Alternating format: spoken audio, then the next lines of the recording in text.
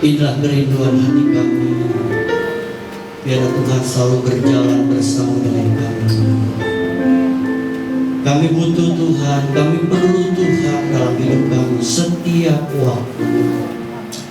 Sekarang Tuhan berkati kami dengan firman. Kami butuh firman-Mu. Urapi hamba-Mu pakai hamba-Mu, dan kami semua siap diberkati dengan firman. Dalam nama Yesus kami sambut firman-Mu. Haleluya. Sama-sama katakan amin. Silakan duduk. Bapak Ibu kasih Tuhan, shalom. Firman Tuhan minggu ini adalah sambungan firman Tuhan minggu yang lalu, Bapak Ibu.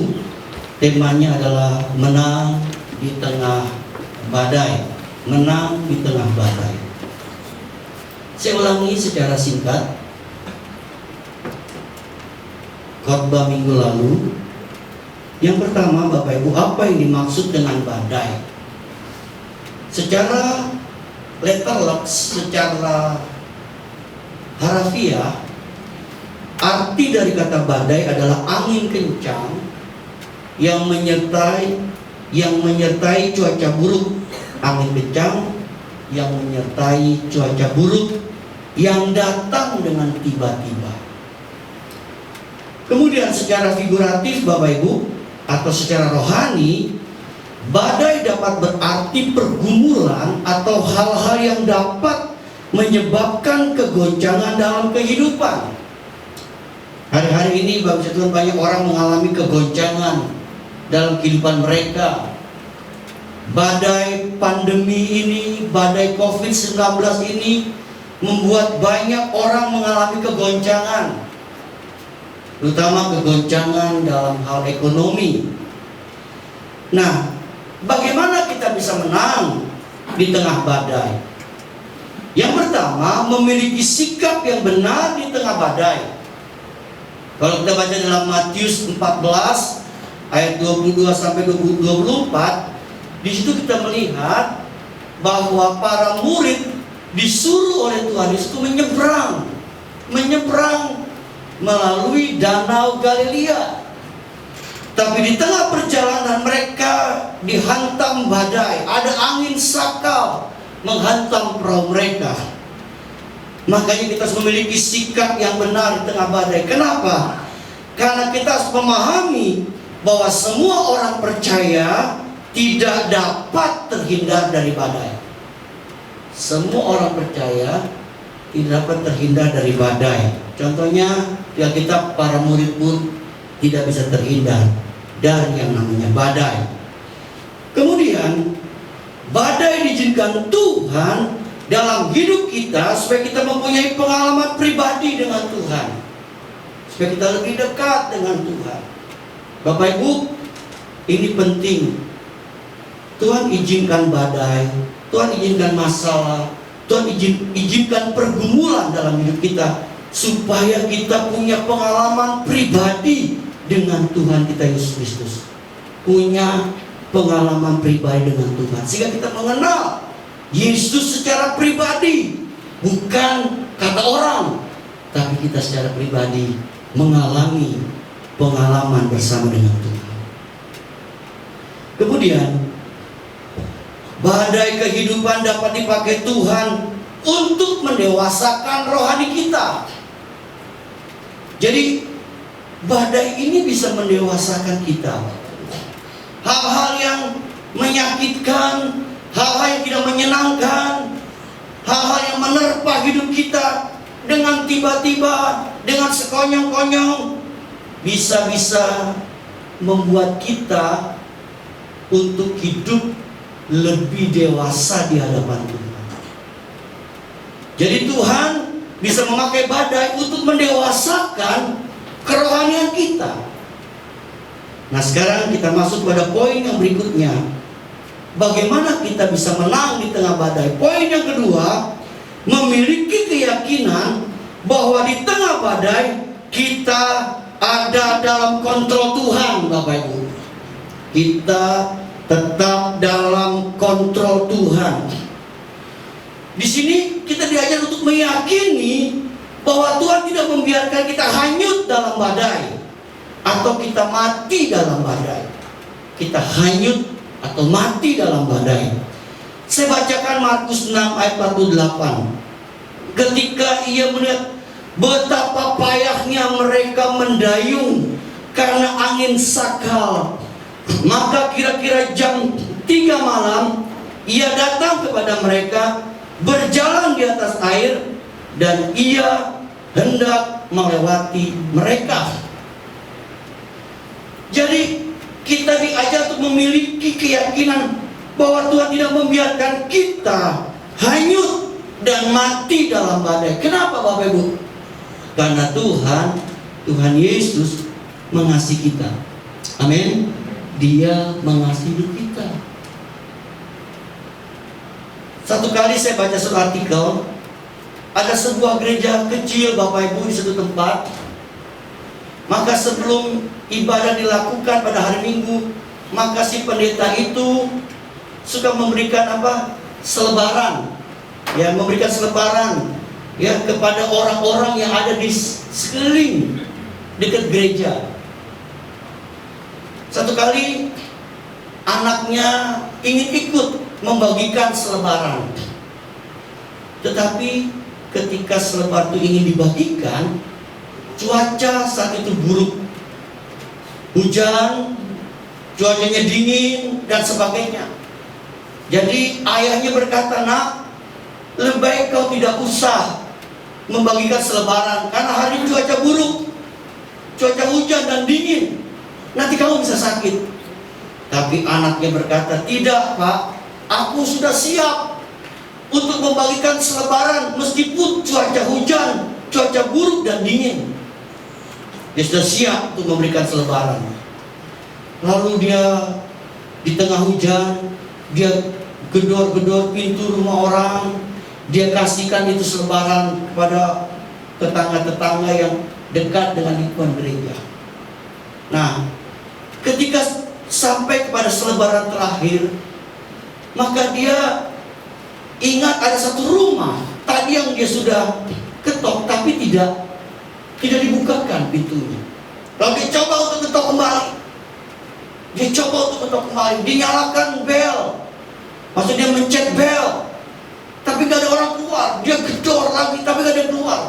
Lalu dia pikir, sudahlah, saya tinggal ke rumah. Tetapi di hatinya digerakkan untuk tetap mengetok pintu atau membunyikan bel. Maka dia lakukan sekali lagi, tapi dengan lebih keras. Dia pencet bel, kemudian dia gedor itu pintu rumah lebih keras. Lalu dia keluar. Lalu anak itu berkata, "Ibu, aku membawakan selebaran gereja, dan ibu harus tahu bahwa Yesus mengasihi ibu. Yesus mengasihi ibu." Lalu dia tinggal ibu itu. Bapak Ibu, hari Minggu di gereja, ibu itu datang. Lalu si ayahnya pendeta itu berkata begini, "Mungkin ada di antara Bapak Ibu yang datang hari ingin menceritakan satu kesaksian dalam hidupnya." Ibu yang baru tadi itu tiba-tiba dia maju ke depan. Lalu dia bercerita begini, "Bapak Ibu, saya mengalami satu pengalaman. Ketika suami saya meninggal, hidup saya susah. Hidup saya jadi sulit. Dan saya merasa hidup saya begitu hampa. Bahkan hati saya pun sekarang terasa dingin. Lalu saya mengambil keputusan untuk saya bunuh diri." Jadi Bapak Ibu, dia mau bunuh diri. Nah, dia menceritakan ketika dia sudah ada naik di atas bangku dan tali itu sudah dipasang dan dia sudah masukkan lehernya ke tali itu dan tinggal dia tendang itu Bapak Ibu bangkunya karena dia ingin menghabiskan hidupnya dengan cara bunuh diri. Tiba-tiba dia mendengar ada ketukan pintu. Lalu dia pikir, ingin mungkin sesaat. Dia tunggu sebentar, tapi pintunya makin diketok, digedor semakin keras. Lalu akhirnya dia bilang, "Saya ingin lihat siapa anak ini, siapa orang ini maksudnya." Lalu dia keluarkan lagi itu talinya Bapak Ibu. Dia turun, dia buka pintu. Dan ketika dia buka pintu, ibu itu berkata, "Saya melihat anak kecil ini, wajahnya seperti malaikat kecil, wajahnya bersinar." Dan dia berteriak, "Yesus mengasihi ibu, Yesus mengasihi ibu." Kata-kata itu merubah hidup saya. Harusnya saat itu saya mati bunuh diri.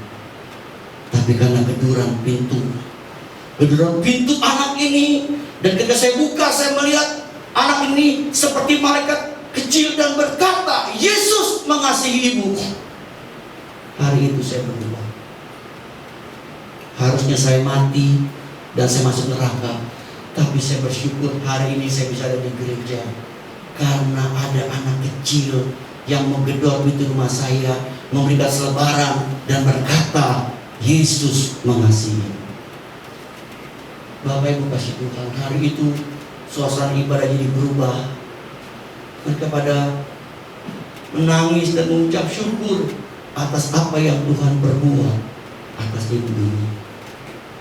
Bapak Ibu dikasih Tuhan, memiliki keyakinan bahwa Tuhan tidak membiarkan kita hanyut dan mati dalam badai. Masalah boleh datang buat hidup kita, tapi satu hal kita tahu, bahwa Tuhan tetap mengasihi kita. Dan di tengah badai, Yesus tetap memperhatikan kita.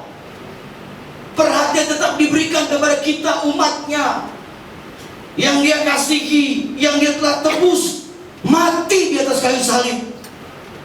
Yesus tetap memperhatikan kita. Bapak Ibu, orang berkata, mungkin saya hari-hari ini orang gak peduli dengan hidup saya. Dalam keadaan saya susah, orang gak mau tahu dengan hidup saya. Tapi hari ini, Bapak Tuhan, di tengah-tengah masa-masa sulit apapun, kita percaya Tuhan Yesus tetap memperhatikan hidup kita. Dia memberikan perhatian tetap kepada kita. Dan di tengah badai, Yesus melihat susah payah kita dan mendatangi kita serta berkata, tenanglah, aku ini, kata Tuhan, jangan takut. Bapak Ibu, ayat 50 berkata begini, sebab mereka semua melihat Dia. Siapa itu mereka? Itu para murid. Melihat Dia, Yesus. Dan mereka pun sangat terkejut. Tetapi segera Yesus berkata kepada mereka, tenanglah, aku ini, jangan takut. Bapak Ibu, kita harus percaya kita ada dalam kontrol Tuhan. Untuk itu kita diajar untuk apa Bapak Ibu? Menjaga supaya kita bisa tetap tenang. Memang tidak mungkin kita bisa dalam keadaan tenang ketika kita menghadapi begitu banyak masalah. Tapi hari ini kita diingatkan untuk bisa tenang. Bersama Yesus kita dapat berjalan di atas badai. Memiliki keyakinan bersama Yesus kita dapat berjalan di atas badai. Kalau kita lihat kisah dalam Matius 14 28-29, di situ kita melihat bahwa Yesus berjalan di atas air, Bapak Ibu. Di tengah-tengah badai yang dialami oleh para murid, tiba-tiba Yesus menyusul mereka. Yesus berjalan di atas air.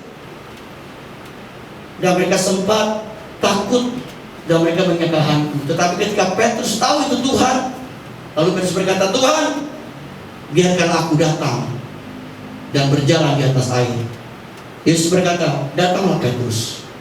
Dan Alkitab mencatat, Yesus berjalan di atas air dan Petrus pun berjalan di atas air. Bapak Ibu kasih Tuhan, sampai hari ini ilmu pengetahuan tidak bisa menjawab misteri ini. Yesus berjalan di atas air. Kalau kita belajar Bapak Ibu hukum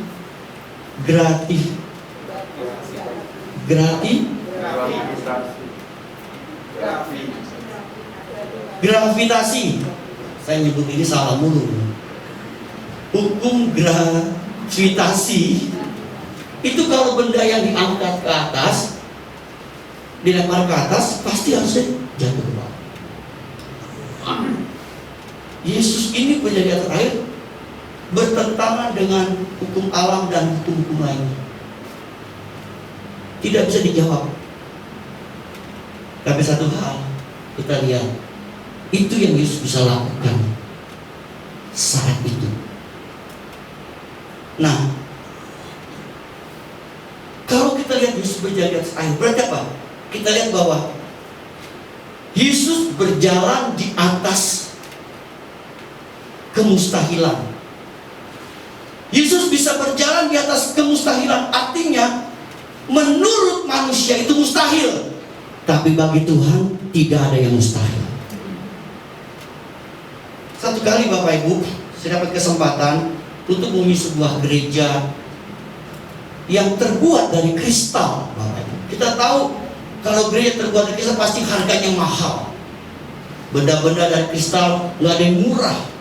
Tapi ini gereja bisa dibangun dari kristal.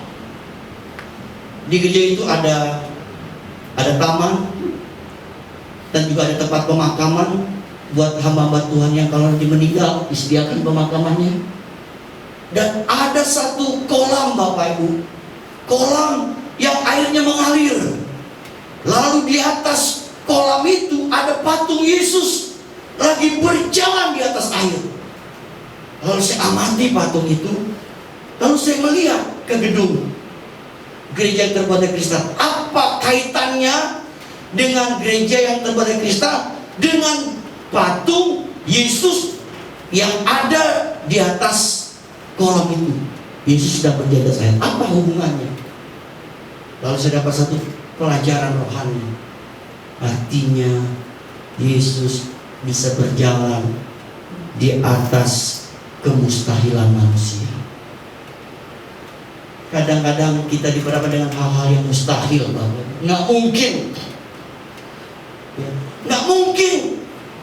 Tetapi hari ini firman Tuhan ingatkan kepada kita, bersama Yesus kita bisa berjalan di atas badai. Bersama Yesus kita bisa berjalan di dalam kemustahilan. Ingat, Alkitab berkata tidak ada yang mustahil bagi orang yang percaya. Gereja dari kristal bisa dibangun. Kenapa? Karena ada orang-orang yang percaya. Amin. Kita bersyukur hari ini ruko yang kita renovasi, Bapak Ibu, bisa kita lewati selama 1 bulan lebih. Karena ada orang-orang yang percaya kepada Tuhan bahwa hal itu bisa terjadi. Buktinya sampai hari ini Tuhan tetap menolong renovasi ruko sampai hari ini, Bapak Ibu, dan kita tidak kekurangan. Itu tanda Tuhan yang memelihara, menolong di tengah-tengah kemustahilan, di tengah-tengah situasi COVID-19. Mungkin orang berpikir, waduh, kenapa kok dalam situasi seperti ini kita renovasi ruko?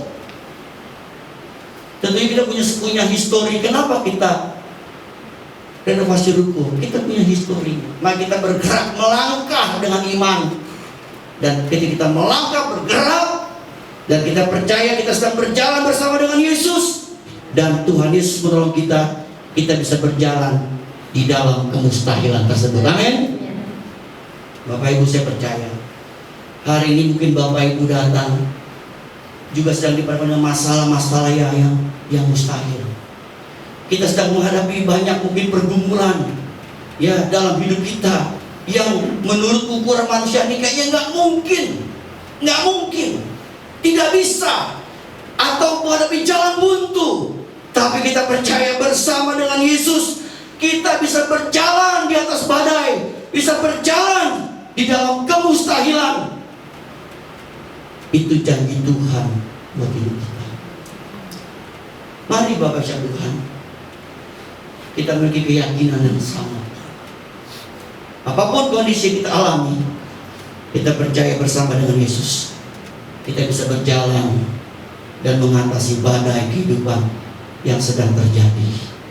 Berbahagialah kita yang mendengar firman Tuhan serta melakukannya. Amin. Hallelujah.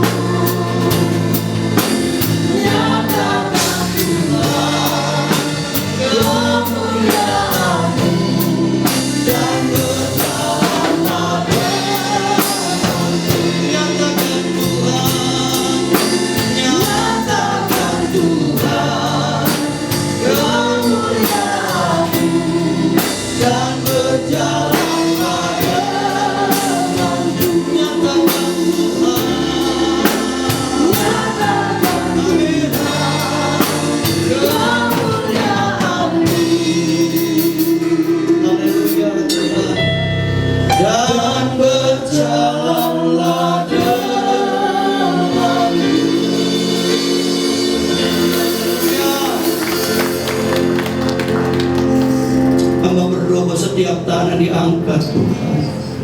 Kami butuh Tuhan menolong hidup kami. Berjalanlah bersama kami Tuhan. Tolong kami Tuhan. Tolong kami. Berikan kami jalan keluar kemenangan dari Tuhan. Hanya Tuhan yang jadi penolong hidup kami, yang dapat kami andalkan. Tolong keadaan kami Tuhan. Tolong pekerjaan kami, tolong usaha dagangan kami, tolong rumah tangga kami, tolong anak-anak kami, tolong apapun yang sedang kami kerjakan Tuhan. Engkau bisa menolong kami Tuhan. Menolong kami, menolong kami. Kami percaya pertolongan-Mu ada buat hidup kami Tuhan. Kami percaya pertolongan-Mu ada buat kami semua, umat-Mu yang mengasihi-Mu Tuhan. Perbuatan besar Tuhan dalam hidup kami, dalam keluarga kami, dalam pekerjaan kami, usaha dagang kami, dan perbuatan besar buat gereja-Mu Tuhan. Dan renovasi rumah sedang berjalan. Kami lihat bagaimana perbuatan Allah yang besar yang Allah nyatakan melalui semuanya itu. Terima kasih Tuhan. Hamba berdoa menyerahkan seluruh jemaat GBI Gerahapenda ke dalam tangan Tuhan. Mereka milik Tuhan, kepunyaan Tuhan. Dan kami percaya mereka aman dalam lindungan Tuhan, termasuk dilindungi dari virus corona, dari virus apapun. Kami semua aman diproteksi oleh Tuhan.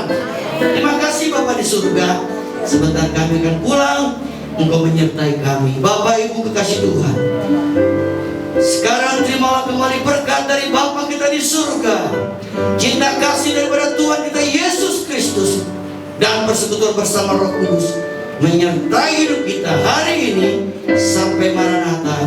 Tuhan Yesus lagi kedua kali menjemput kita semua. Haleluya. Sama-sama katakan amin.